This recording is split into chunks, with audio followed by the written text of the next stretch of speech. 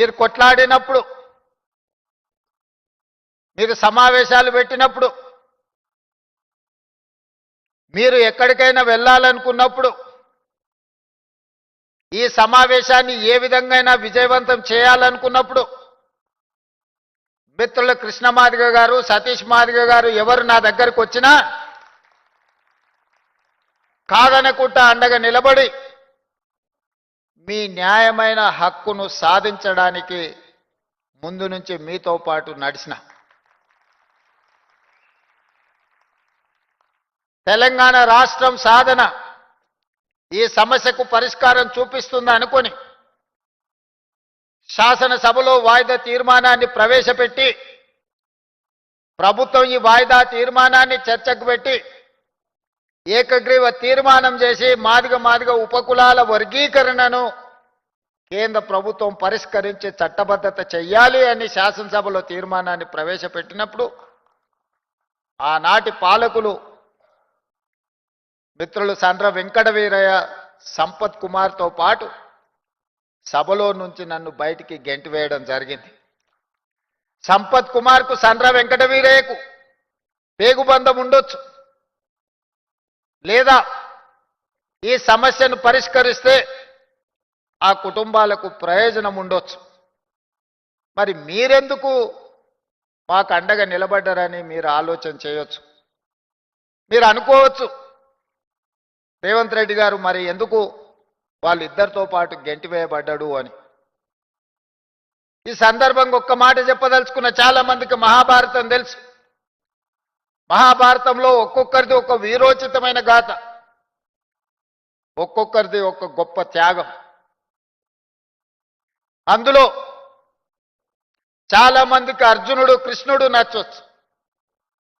నాకు మహాభారతంలో కర్ణుడు, అదేవిధంగా బార్బరికుడు అనే ఒక పాత్ర ఉన్నది. కర్ణుడు మిత్రుడి కోసం, కర్ణుడికి అవమానం జరిగినప్పుడు అండగా నిలబడ్డ మిత్రుడి కోసం సర్వం ఒడ్డి పోరాటం చేసిండు. చివరి ఊపిరి వరకు అండగా నిలబడ్డాడు. కొందరికి అది తప్పుగా, కొందరికి నచ్చకపోవచ్చు. కానీ కర్ణుడు మిత్రధర్మాన్ని నిర్వహించిండు. నేను కూడా మిత్రుల కోసం అండగా నిలబడాలి. కొంతమందికి నచ్చొచ్చు, నచ్చకపోవచ్చు, కొంతమందికి ఇబ్బందికరంగా అనిపించవచ్చు. కానీ మాదిగలను మిత్రులుగా భావించి అండగా నిలబడాలి అని నేను అండగా నిలబడ్డా. రెండవ పాత్ర బార్బరికుడు. చాలా మందికి పాత్ర తెలియదు. మేము భీముణ్ణి విన్నాం, ధర్మరాజును విన్నాం, నకుల సహదేవుల పేర్లు విన్నాం, దుర్యోధన దుశ్శాసుల గురించి విన్నాం. బార్బరికుడు గురించి మేము వినలేదని చాలా మంది అనుకుంటుండొచ్చు. భీమసేనుడి కుమారుడు ఘటోత్కచుడు. ఘటోత్కచుని కొడుకు పేరు బార్బరికుడు. మరి ఆయన ప్రత్యేకత ఏందని మీరు అనుకోవచ్చు. బార్బరికుడి ఉన్న ఒకే ఒక్క గొప్ప లక్షణం, బలహీనుల పక్షాన నిలబడి కొట్లాడడమే అతనికి ఉన్న గొప్ప లక్షణం. అతను యుద్ధంలో దిగినప్పుడు న్యాయం బలహీనుల వైపు ఉంటే న్యాయబద్ధమైన బలహీనుల కోసం నిలబడే గొప్ప లక్షణం ఉన్నవాడు బార్బరికుడు.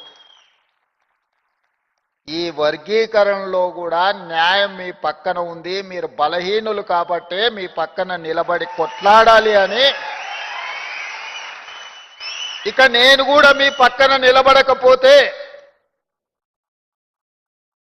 ఇక ఈ జాతికి మేలు జరగదని ఆలోచన చేసి రాజకీయపరమైన ఒత్తిడులు వచ్చినా మీ పక్కన నిలబడి ఈ సమస్యకు శాశ్వతమైన పరిష్కారం చూపించాలి అని ఒక ప్రయత్నం చేసిన.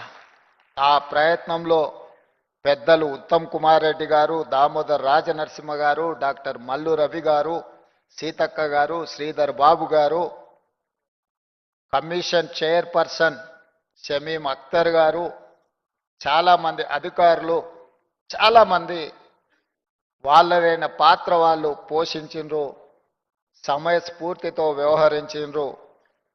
దాన్ని ఒక చట్టబద్ధత కల్పించి ఈనాడు మాదిగ ఉపకులాల వర్గీకరణను అమలు చేస్తున్న మొదటి రాష్ట్రంగా తెలంగాణ రాష్ట్రం ముందున్నదని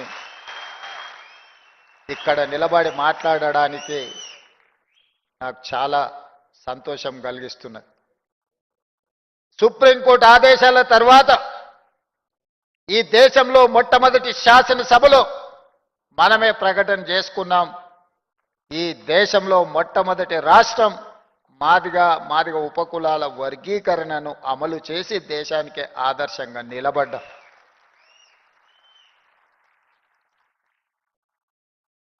వర్గీకరణ అన్ని సమస్యలకు పరిష్కారం చూపించిందా అంటే చూపించకపోయి ఉండొచ్చు. మిగతా సమస్యలు ప్రొఫెసర్ కాసిం గారు చాలా విషయాలు ప్రస్తావించారు. ప్రమోషన్ల విషయంలో కావచ్చు, ఉన్నత విద్య చదువుకోవడం విషయంలో కావచ్చు, ఇతర అంశాలు భూములకు సంబంధించిన విషయం కావచ్చు, లెడ్ క్యాప్ భూములను కాపాడడం విషయంలో కావచ్చు, వీటన్నిటిని కూడా మీరందరూ సహకరిస్తే, మీరందరూ అండగా నిలబడితే ఈ సమస్యలు పరిష్కరించడం పెద్ద సమస్య కాదు.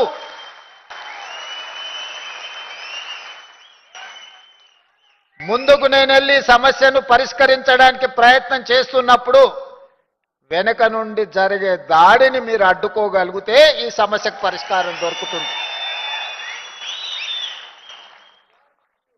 మీ అందరికి ఉన్నట్టే నాకు 2 చేతులు 2 కళ్ళు మాత్రమే ఉన్నాయి. పని చేసే ముందుకే చూస్తాను, ముందుండే పనుల్ని చేస్తాను. కానీ వెనక నుంచి జరిగే దాడిని నేను చూసుకోలేను. కాబట్టి మీ జాతి అండగా నిలబడితే ఈ సమస్యకు పరిష్కారం దొరుకుతుంది.